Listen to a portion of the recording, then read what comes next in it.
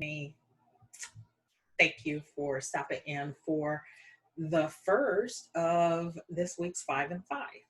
I want to talk to you about persistence, and it is going to be the theme of this week, practicing persistence. There's a component of persistence that's about patience. There is a component that is about determination and not letting obstacles get in your way. I told you a couple of weeks ago, or I mentioned a couple of weeks ago, that I am part of a group. We are reading Napoleon Hill's Think and Grow Rich. Just about everyone in our group has read it before. We are reading it together and discussing it as a group because we understand the benefit of being part of a mastermind and being part of a group where different people see different things, and having a discussion about it helps you to see things in a new light. So that is why I'm doing this. And I wanted to start off this week's 5 and 5 with a little story in the book.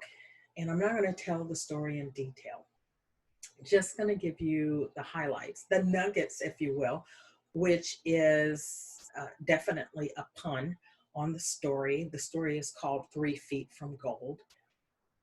And the bottom line is about our willingness to be persistent when things are not going our way, when we hit what seems an insurmountable roadblock, that there are things that we have to do,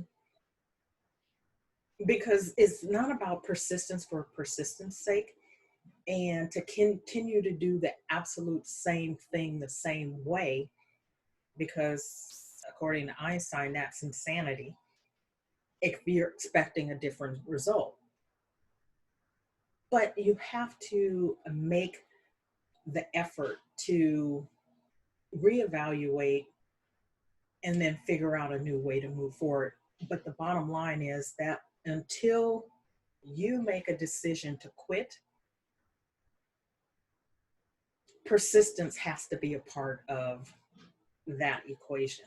And if you quit without having reached your destination, that really is the only way that you'll fail. The part of persistence is learning from the mistakes that you're making along the way. And in this story, there was a mistake that was made by the two principal characters in the story that, if they had made one little change, would have made all the difference. So there was a gentleman named Darby and his uncle. They were mining for gold. They purchased all the equipment that they needed to succeed in this endeavor. They were aware of that gold was present, and so they began to dig. And they were digging and digging. And I guess the technical terms is that the vein discontinued.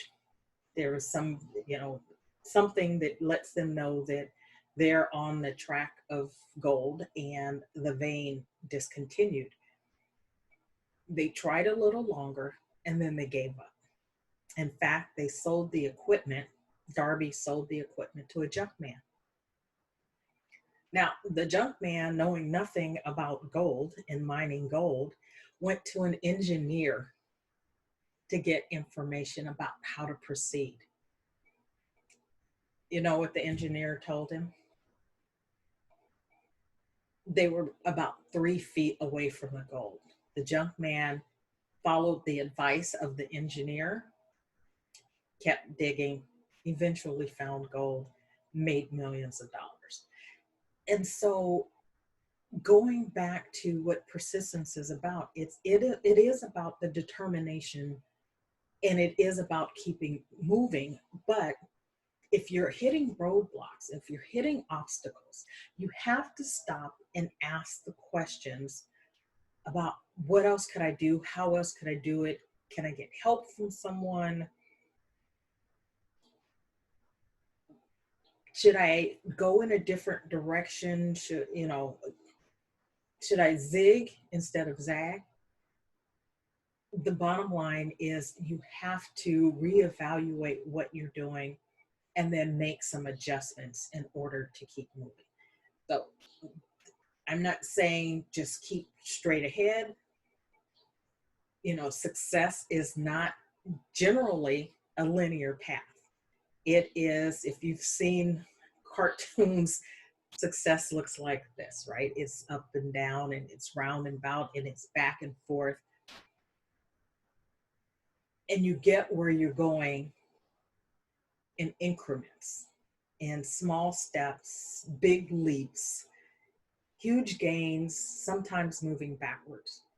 But the bottom line is if you are committed to the end result that you're trying to achieve, you simply keep moving, stay persistent, you practice this persistence, and eventually you'll get where you're going.